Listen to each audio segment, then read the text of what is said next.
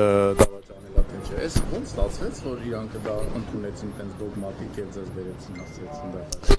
Այո, Նիկոլ Փաշինյանը դիմել է դատարան, համարում է, որ մեր հրապարակման մեջ կա զրպարտություն, բայց իրականում ոչ թե դա զրպարտություն է, այլ հարցադրումներ են ռետորական հիմնականում, իր ոճի մեջ, իր գրառումների տրամաբանության մեջ իրեն ոնց որ ասած արձագանքել է այդ հեղինակը, որի նյութը մենք հրապարակել ենք, ընդ որում դա, եթե հիշում եք, մայիս-հունիս ամիսներին ինքը շարունակ ստատուսներ էր գրում եկեղեցու դեմ, սրբազանների դեմ, վեհափառի դեմ, նույն տիպի հարցադրումներ էր անում, կուսակրոն եք արդյոք դուք, զավակ ունեք թե չունեք, խախտել եք արդյոք եկեղեցու կանոնագիրքը թե չէ, մեր այս հեղինակն էլ փորձել է նույն ոճի մեջ իրեն պատասխանել, որ արդյոք դավաճանում է Նիկոլ Փաշինյանը իր կնոջը, արդյոք ճիշտ են այսպիսի տեղեկությունները, ասեկոսեներ, ինքն էլ էր, չէ, ինչ որ ասեկոսեներ հրապարակում իրականում, մենք էլ մեր հեղինակն էլ փաստորեն այդ նույն ոճի մեջ իրեն արձագանքել է։ Բացի այն, որ այդտեղ չկա որևէ պնդում, որևէ տեղեկատվություն հստակ, որի համար ինքը դիմել է դատարան, դա նաև բխել է իր վարքագծից։ Ինքը դրել է քննարկման առարկա սրբազանների, հոգևորականների անձնական կյանքը, ներքին կյանքը, բայց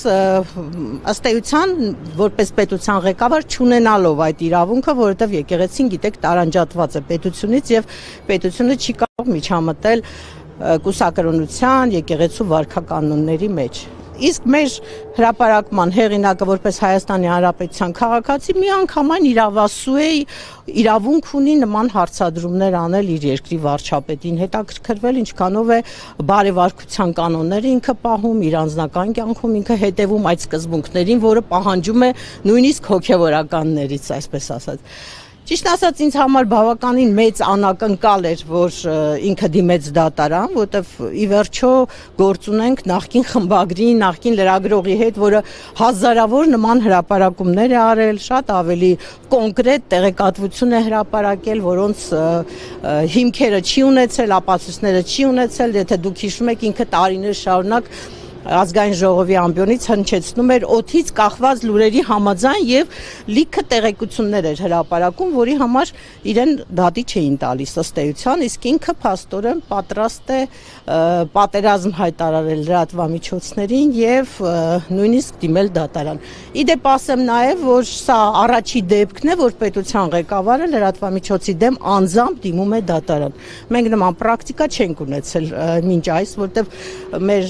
պետության ղեկավարները համարել են, որ անհավասար պայմաններ են։ Չի կարող պետության ղեկավարը դիմել դատարան եւ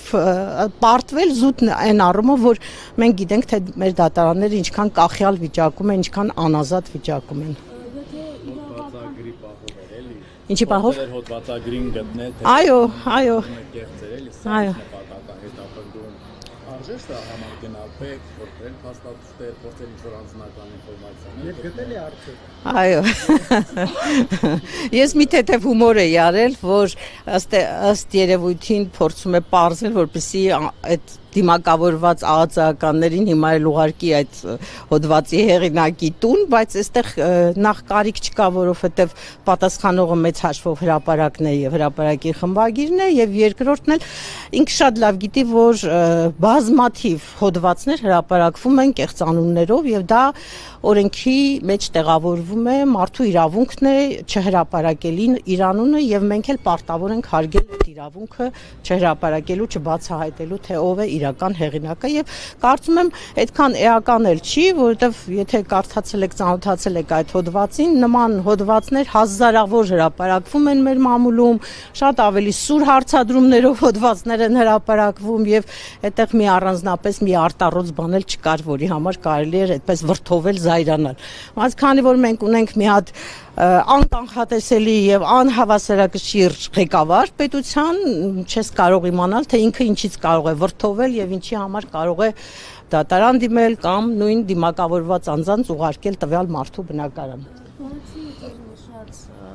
դիտարկումներից մի այլ հարց էլ կա։ Դուք ժամանակին Նիկոլ Փաշինյանին ապաստան եք տվել, ժամանակին բավականին հոգատար վերաբերմունք եք ցուցաբերել թե Նիկոլ Փաշինյանի, թե Աննա Հակոբյանի նկատմամբ։ Գուցե հենց սրա համար է փորձում վրեժ լուծել կամ հենց սրա համար։ Ես ճիշտ ասած մի քիչ չեմ սիրում այդ թեմային անդրադառնալ, որովհետև դա ոնց որ ասած նախկին կյանքում է եղել, իսկ գիտեք, որ ինքը մինչև 2018 թվականը իր կյանքը, իր հիշողությունը կարծես թե ջնջել է, չի հիշում ոչ իր նախկին ընկերներին, ոչ իր նախկին շփումները, նորմալ է, ես դրա մեջ ոչ մի բան չեմ տեսնում։ Ուղղակի հիմա ինքը ինչ է անում, ինքը հերքում է պահանջում եւ 1 միլիոն դրամի բարոյական վնասի փոխհատուցում է պահանջում, բայց այնքան բարոյական աջակցություն, ինչքան հրապարակը իրեն ցույց է տվել մինչև իր իշխանության գալը, թեկուզ է 10 տարում, 2008-ին ստեղծվել է մեր թերթը, մենք մինչև 2018 թվականը հիմնավորապես ամեն իր քայլը, ամեն ինչը լուսաբանել ենք եւ ես դա համարում եմ, որ լուրջ բարոյական աջակցություն է եղել, որի շնորհիվ էլ նաև որի շնորհիվ ինքը եկել է իշխանության։ Եթե այդ բարոյական աջակցությունը հիմա վերածենք միլիոնների, հավատացեք, որ 1 միլիոն դրամ չէր լինի, այլ բազմաթիվ միլիոնների մասին կարող էինք խոսել եւ հետո գիտեք նաեւ ես մի տեսակ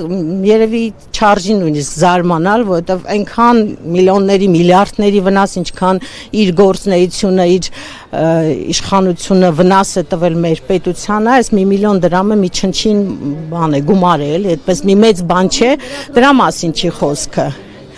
Դե գիտեք, ես չէի ասի մեր մեղքը, որովհետև մեր գործը մենք միշտ արել ենք եւ անում ենք եւ անելու ենք, բոլոր իշխանությունների օրոք ընդդիմությանը աջակցել ենք, լուսաբանել ենք, ամեն ինչով նպաստել ենք, որովհետև մենք միշտ համարել ենք, որ երկիրը լավ երկիր է, եթե կա ուժեղ ընդդիմություն։ Ընդդիմությանը պետք է միշտ այո օգնել եւ հետո չես կարող իմանալ, թե այդ ընդդիմությունից ինչպիսի իշխանություն կստացվի, չէ՞։ Մենք այդքան պատասխանատու չենք իր 18-ից հետո վարկագծի համար։ Հա, ինչ ենք անում, 18-ից հետո էլ ենք, չէ՞, փորձում ենք օգնել, աջակցել, խորհուրդ տալ,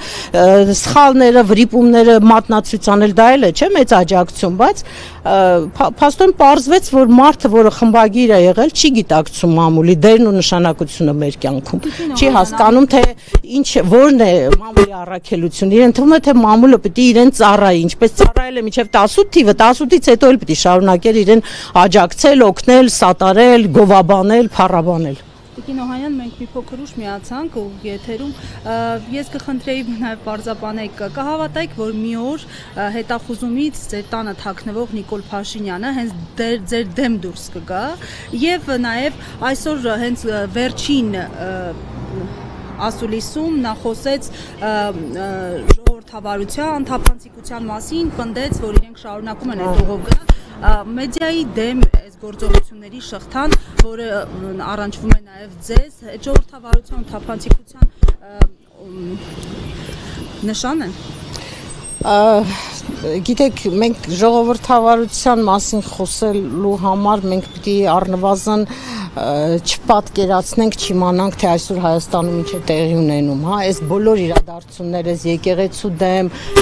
գործարարի դեմ, ընդդիմության դեմ արածները այնքան հեռու են ժողովրդավարությունից, որ նույնիսկ ծիծաղելի է դրա մասին խոսելը, դրան անդրադառնալը։ Հետո գիտեք ինչ, երբ մարդը, ասենք, պարտությունը փորձում է հաղթանակ ներկայացնել, մի զարմացեք, երբ որ հակաժողովրդավարական բարքերը, ռեպրեսիաները փորձում է ներկայացնել ժողովրդավարության անվան տակ։ Ինքը պարզապես տպրվել է իրականությունից եւ մի ուրիշ միջավայրում է, հա, իր ստեղծած, պատկերացրած միջավայրում է ապրում։ Ժողովուրդ ջան, կներեք, դատը պիտի սկսվի, մենք արդեն ուշանում ենք, եկեք գնանք դատարան, դահլիճ, հետո մենք հաստաբանվենք։ 5 րոպեից պետք է սկսի, որպես ամառ գալիս դրա։ Դա։ Նա նշանակում է,